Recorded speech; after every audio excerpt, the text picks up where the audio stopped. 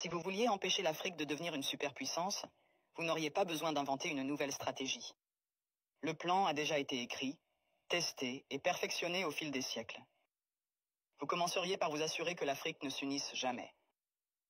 Le moyen le plus simple de le faire est de maintenir les gens divisés selon des lignes ethniques, tribales et religieuses.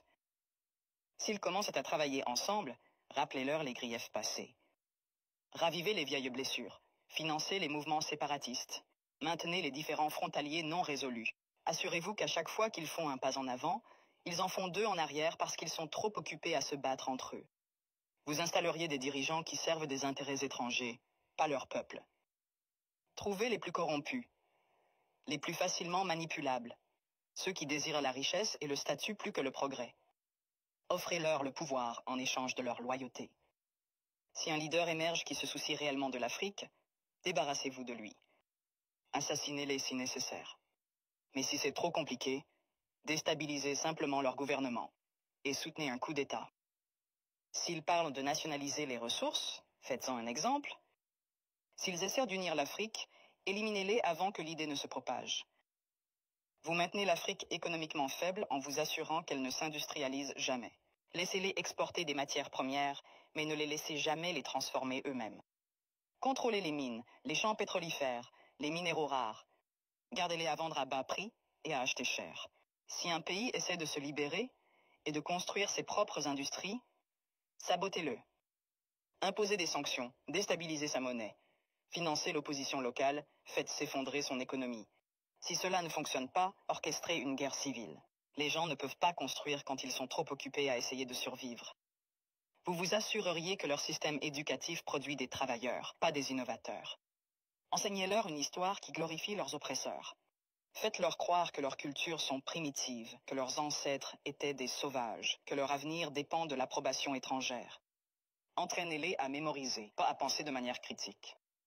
Gardez leurs meilleurs et plus brillants à la recherche d'opportunités à l'étranger. Faites-leur rêver de quitter l'Afrique plutôt que de la réparer. Offrez des bourses qui emmènent leurs esprits les plus brillants vers l'Occident et ne les encouragez jamais à revenir. Laissez le continent continuer à former des médecins et des ingénieurs seulement pour qu'ils aillent enrichir d'autres nations. Vous contrôleriez leurs récits. Possédez leurs médias, contrôlez leurs histoires, dictez leur image au monde. Faites-leur croire qu'ils sont corrompus, sans espoir, éternellement en crise. Inondez leurs écrans de pornographie de la pauvreté et de zones de guerre. Montrez-leur des publicités caritatives qui leur font croire qu'ils sont impuissants, sans l'aide étrangère. Minimisez leur réussite. Transformez leur victoire en incidents isolés. Si un pays africain développe une innovation révolutionnaire, attribuez le mérite à un investisseur étranger.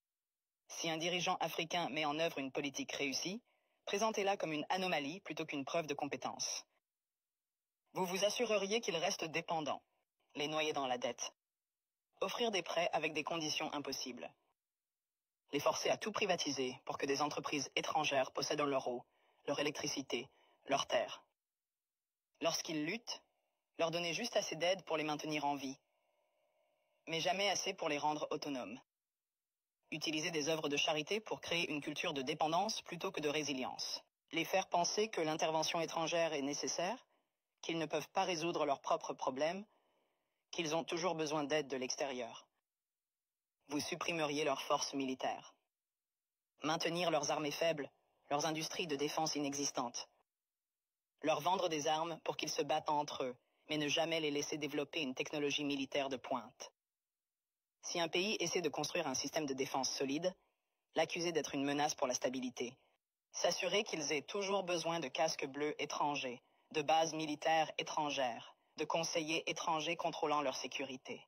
Les garder vulnérables à l'invasion, aux coups d'État et à l'ingérence étrangère. La formule est simple.